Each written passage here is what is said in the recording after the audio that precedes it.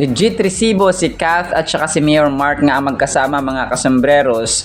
Kath din, no more na nga ba? At saka si Alden mas lalo pang sumasaya mga kasambreros. Okay, unahin na nga natin ito. Very hot topic kasi ito mga kasambreros talaga. Nakuhaan ng panibagong anggulo sina Kath at saka si Mayor Mark Alcala mga kasambreros. Tapos ang caption dito ay di na siguro AI di na siguro to AI mga kasambreros.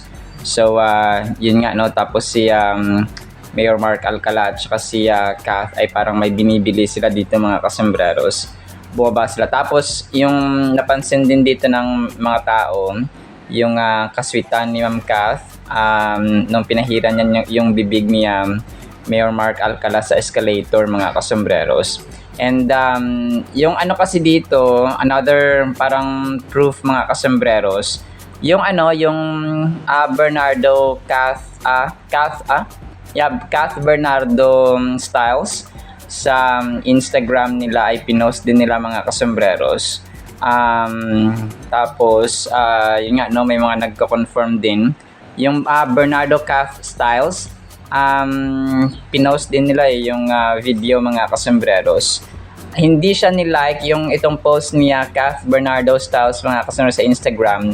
Alam ko legit yata ito mga kasambreros, but correct me if I'm wrong. Yung part yata ng Glam Team, itong admin or isa sa mga admin mga kasambreros ng Kath Bernardo Styles na ito, hinanap ko kung sino yung nag-like doon sa kanilang Instagram post mga kasambreros. Hindi naman ni-like ni Kath at saka ni Mayor Mark Alcala, pero yun, pinost nila pati yung outfit ni Kath mga kasambreros, kung magkano yung presyo ng bag, ng eyeglasses, no, ng kanyang sapatos and so on mga kasambreros.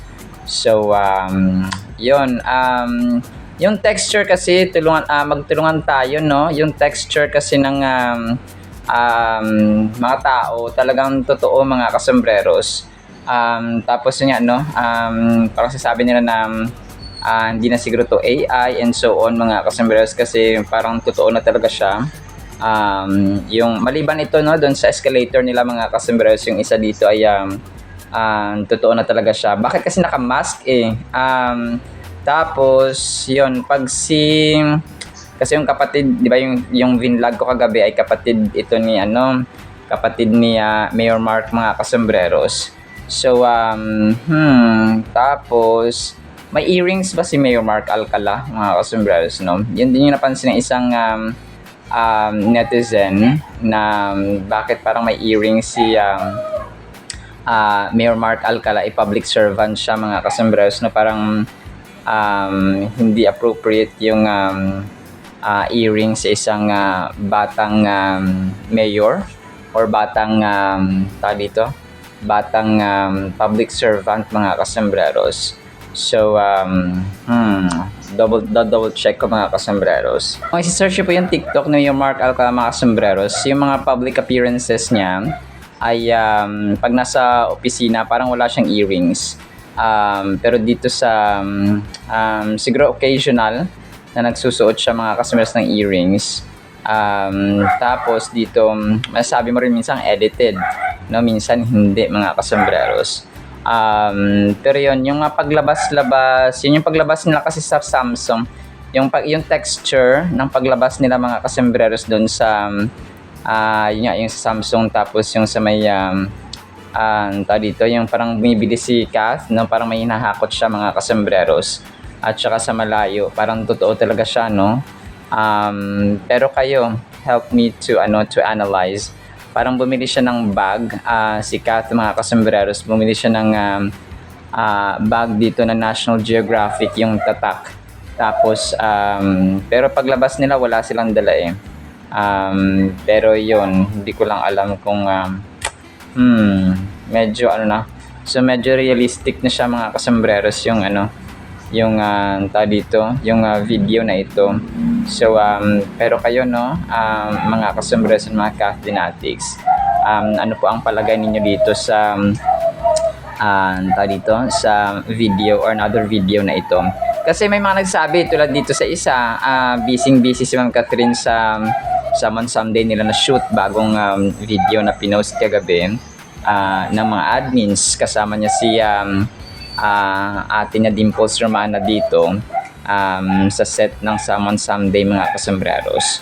So tapos yun, parang gumagawa sila ng eksena, for example.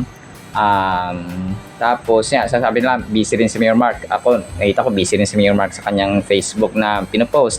Si Catherine busy rin sa trabaho. So parang there's no way na magkita sila mga kasambreros, no? Anyway, no, ito po ay ano ko lang, no, pero kayo ano yung inyong opinion. Moving on, another item tayo, si Alden. Ito na yung video pala mga kasambreros ng kanilang Sting na video endorsement shoot mga kasambreros kahapon o nung nakarang araw, na kung saan ay naka-red or nakapula sila ni Maris Racal. Tapos parang tinuturuan sila paano tumalon ng choreographer mga kasambreros. Tapos inabutan sila ng Sting, of course, ni Maris Racal mga kasambreros. So video ito from afar. Nag-hi-hi pa nga si Maris Racal dito mga kasambreros. So siguro ang daming nanonood dito sa malayo. Hindi lang nakita sa dito sa malapitan kasi nga kailangang makita yung angulo ni na Alden sa kanilang commercial na ginagawa mga kasambreros. Tapos ito ang kulit ni Alden dito mga kasambreros. para siyang dito nakahiga doon sa may Simmons na mattress items or dito, mga accessories ng bedroom mga kasambreros. Sabi ng boss, kunwari ng ni Alden, "Boss, shoot ka content for our event." Sabi niya, "Me, okay po." So parang intusan pala siya doon sa so the content na ito, nakahiga si Alden mga kasambreros. So ang kulit ni Alden, para siyang bata na, "Sige pa, batang naglalaro na. Sige, videohan mo ako dito, dali." So tapos naka-red dito si Tisoy mga kasambreros.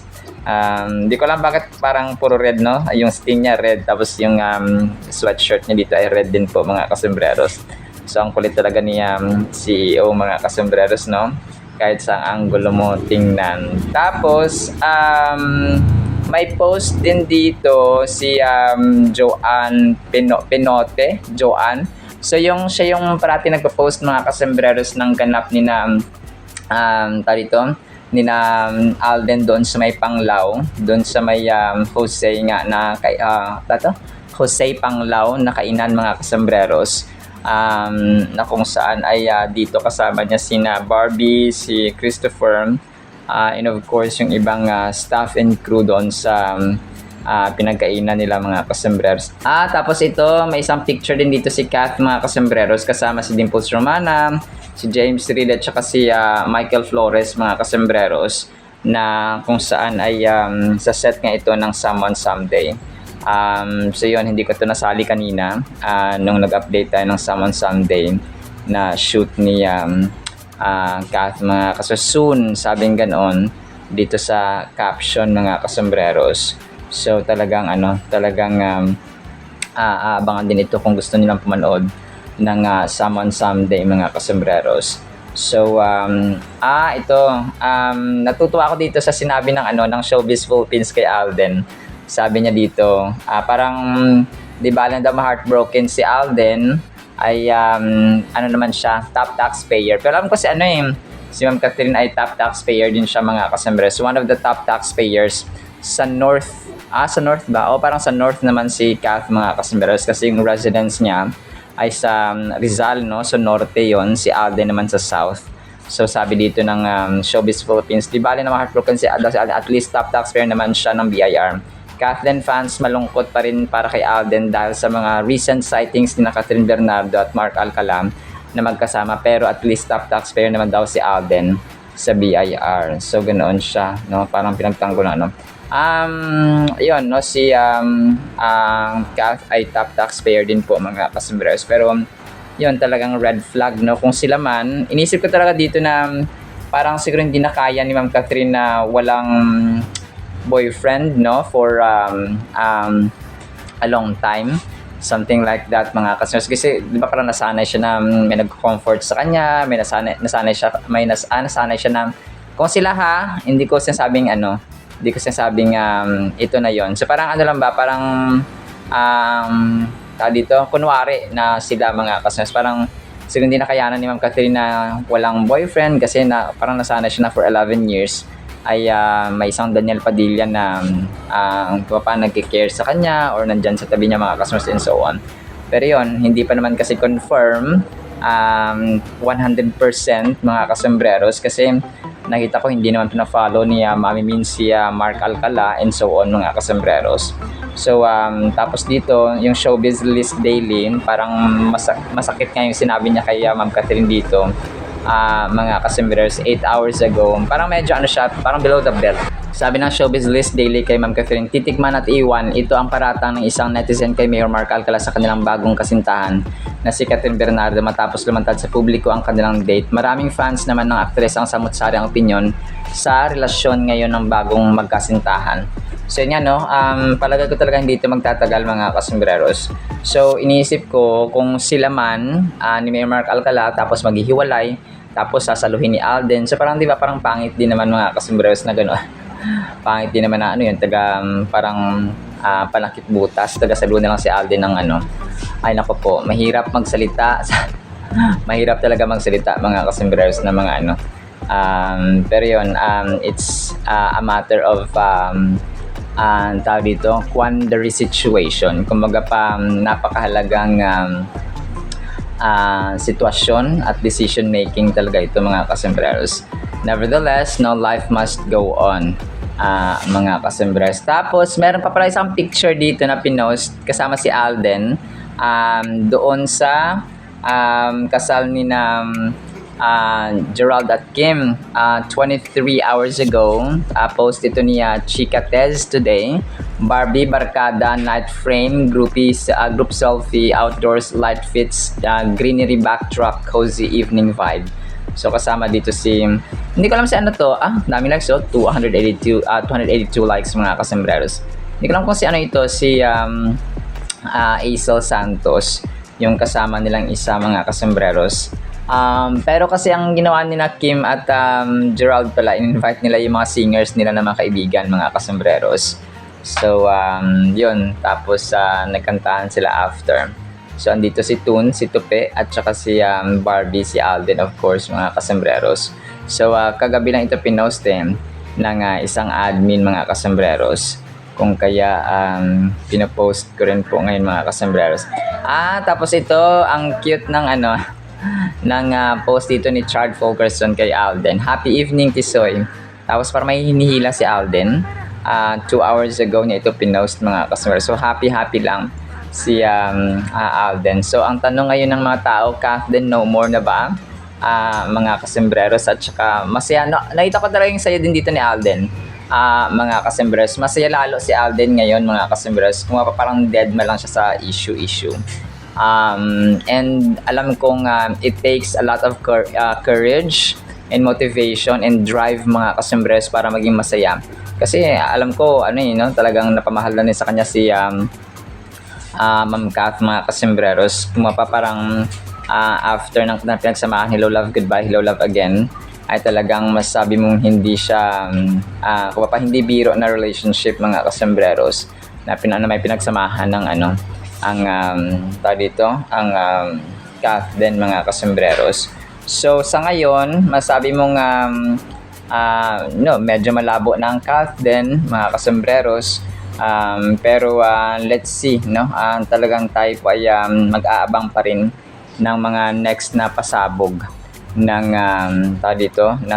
tambalang ito mga kasembreros, kasi hindi pa naman huli ang lahat. Kagaya ng sinasabi natin parati, anything is possible mga kasembreros.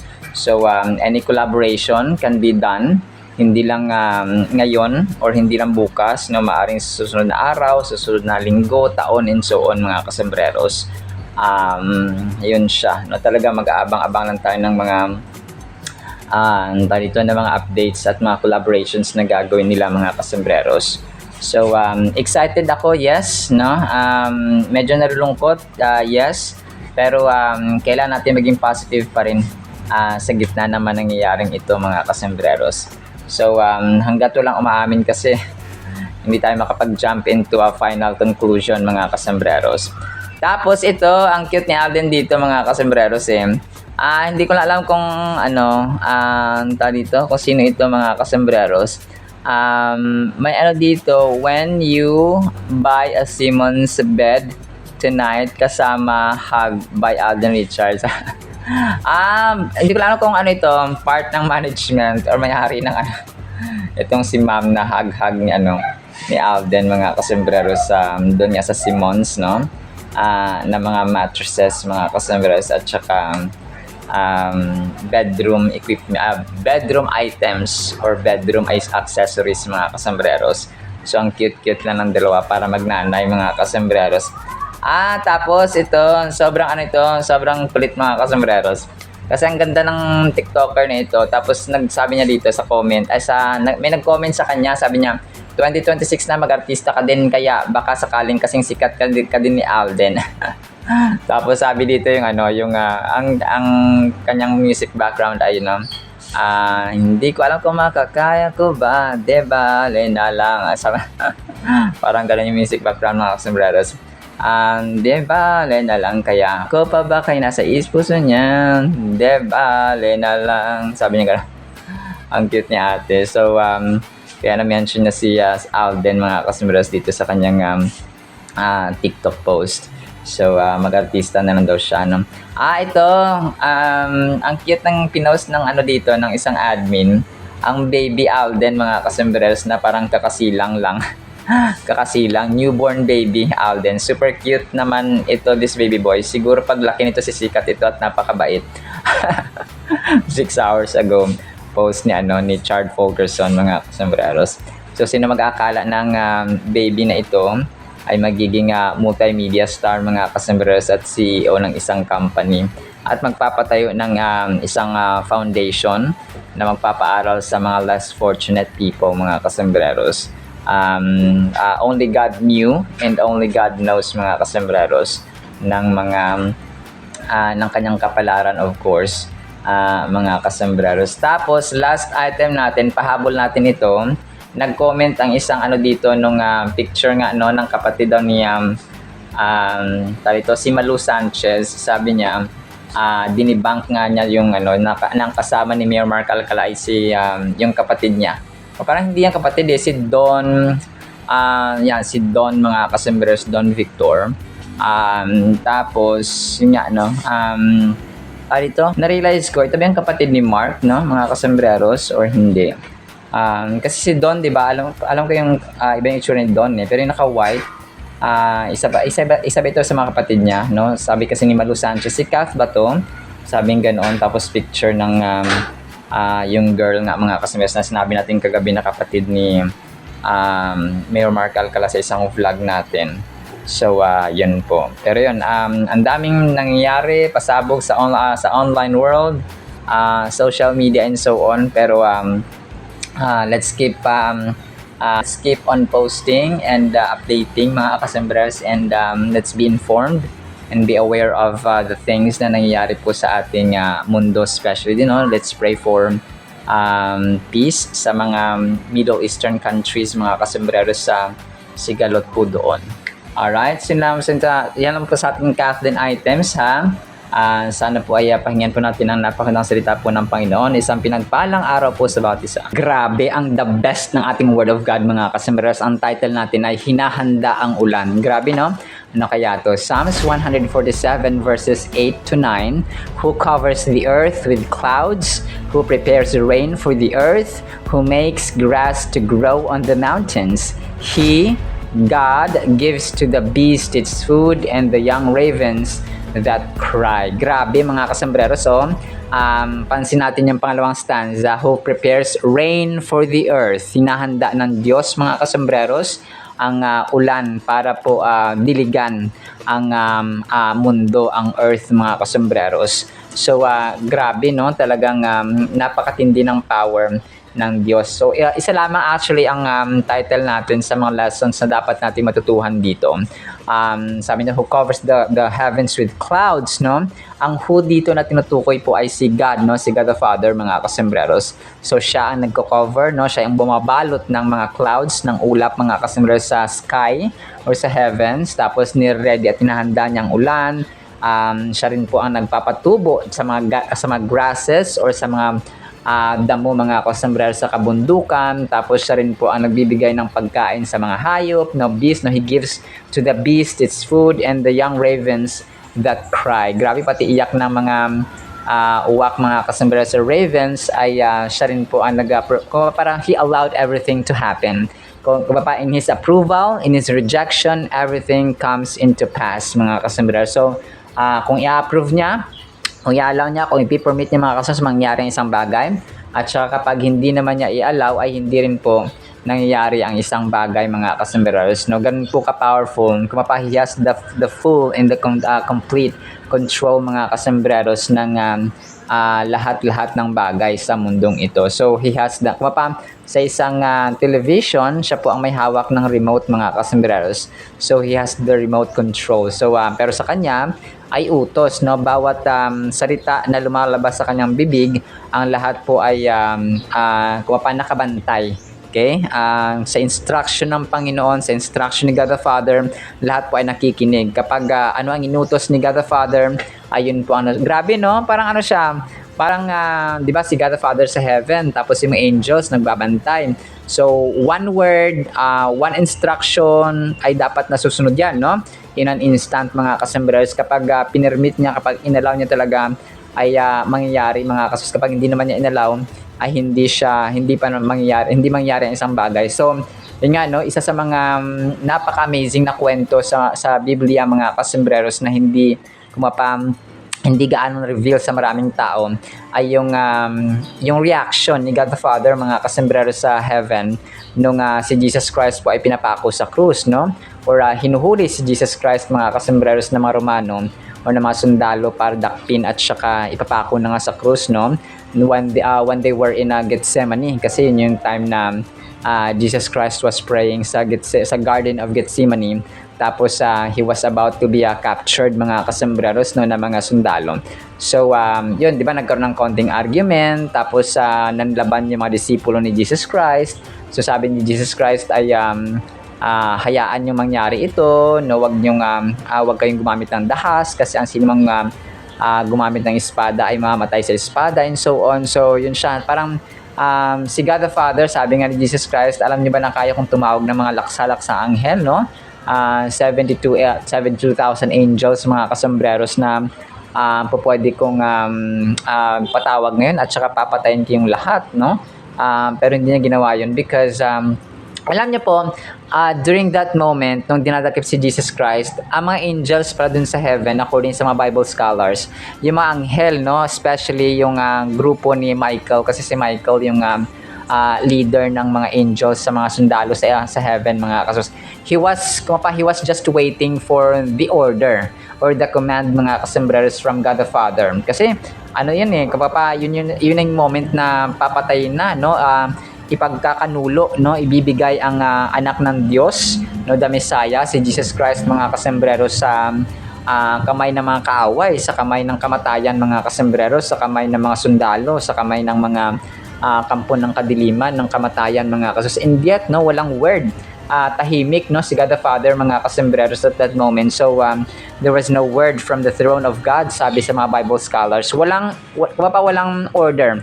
Okay, the heaven was silent, no, while the angels, no, especially the soldiers, mga kasembreros, ay nag-aantay ng order. Parang para siyang presidente, no, si God the Father, mga kasembreros, sa heaven, na parang isang order lang niya sa kanyang mga sundalo ay gagawin nila, no, kung ano ang mando ng kanang presidente ay gagawin nila, mga kasembreros. But there was none. No, walang mando, walang word, mga kasembreros, walang commandment from God the Father or from the throne of the Holy Father, mga kasembreros. So everything, okay, lahat ng nung time na dinadakip si Jesus Christ hanggang sa ipako siya, mga kasembreros, talagang part yun ng great plan of salvation of God, mga grabe, no? Talaga alam niyo po kung papakinggan niyo yung buong storya, hindi lang kasi natin nakikita yung kapag hindi natin binasa yung Biblia ng iba kasi yung nagbabasa ka lang at saka pinag-aaralan mo talaga yung Biblia, mga kasembreros, yung mga context, yung mga ibang mga detalye, no, yung mga parang reading beyond the lines, mga kasembreros, doon sa context nga ng pagdakip, no, hanggang sa eksena doon sa krus ng Kalbaryo, hanggang sa pagkamatay and so on. But only a few nakaka-realize na ganun pala, no, may nag-aantay pala sila ng mando ni God the Father, but the holy throne of God was silent until until the mission of Jesus Christ was fulfilled, mga kasembreros. So kasi yun talaga yung goal niya. Okay? Whether they liked it or not, mga kasembreros, ay talagang kailangang maipako ang anak ng Diyos, mga kasembreros, sa krus ng Kalbaryo, so that humanity would have salvation. So grabe, no? Doon pa lang na istorya, mga kasus, talaga mamamangha at mai-in-love ka na talaga, mga kasembreros, sa Diyos Ama.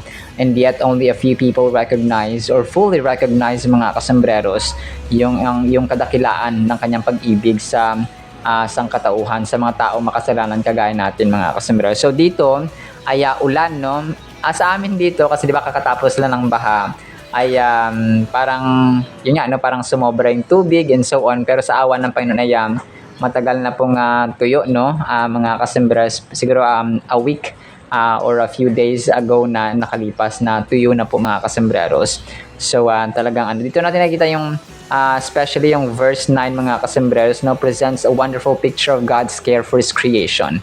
It highlights the idea that God not only feeds the animals but also pays attention to those who are in need, no, yung may mga pangailangan. This verse reveals the character of God as a loving and nurturing provider. He not only looks after the great and powerful creatures but also considers the feeble and small animals such as young ravens, mga kasembreros. So dito kasi ay kahit na yung mga uwak, no, ay talagang na-mention din po, mga kasembreros, especially sa verse 9. Ang God kasi natin, more than our parents, no, more than or mas lamang pa sila, mas lamang ang Diyos, of course, no, ng hindi hamak, mga kasembreros. Kung mahal tayo na magulang natin, nanay, tatay natin, kapatid, asawa, and so on, ay mas mahal tayo ng Diyos, mga kasembreros, ng milya-milya, ng hindi masusukat na na measurement. Yung kanyang pag-ibig ay immeasurable, mga kasembreros. Psalms 147 as a whole emphasizes the greatness of God and His active role in the world. The psalm starts with a call to praise God, which sets the tone for the entire chapter. The psalmist goes on to discuss the various aspects of God's power and grace, including His healing abilities and His care for His people. So it reminds us that God gathers together the outcasts of Israel, healing the broken hearts and binding their wounds. So maliban sa provision na ibinibigay sa atin ng Diyos, mga kasembreros, ay yung kanyang pag-ibig talaga at saka care and concern sa atin. Na yes, mahal tayo nating magulang, mahal tayo nating asawa, ng ating kapatid, ng ating kuya, ate, ng ating kaibigan. But ang pag-ibig ng Diyos, mga kasembreros, ay hindi basta, incomparable siya. One of the profound lessons we'll learn from Psalms 147, especially sa verse 9, mga kasembreros, is God's unwavering provision. When things get tough, we might wonder how we'll make ends meet. But this verse reminds us that God is always watching over us, just as He feeds the young ravens. We must believe that He will provide for our needs, whether it's financially, emotionally, or spiritually. Trusting in His provision helps us forge through struggles, knowing that He is there. So, yun nga, no? Isipin natin, kahit yung mga uwak nga at saka mga yung mga ibon sa kaparangan, sa kagubatan, sa forests, or so kung saan man dyan, mga kasus, ay pinapakain ng Diyos, how much more tayo na special creation niya, mga kasembreros. So, let this verse, no, encourage us to trust God and express our needs to Him. So, panalangin, no, importante talaga yung manalangin tayo, mga kasembreros. Kasi kapag tayo po ay yes, walang-wala tayo tapos hindi pa tayo nananalangin. So kumaga pa parang walang-wala ka na nga, mahirap ka na nga, mas mahirap ka pa kapag hindi ka nanalangin, hindi ka dumulog sa Panginoon, hindi ka nanalig sa Panginoon, mga kasambero. So, ganun po ba? Dapat wala na nga tayo sa ating, wala na nga tayong pagkain, wala na tayong pera, wala na nga tayong, may mga sakit pa nga tayo, so hindi pa tayo dumudulog sa Kanya. So, parang worse na worse na yan, mga kasus. And nga, no, ang ating trials, ang ating problema ay reason yun or pamamaraan yun ng Panginoon na tayo po ay dumulog at mas magtiwala pa sa kanya mga kasombreros.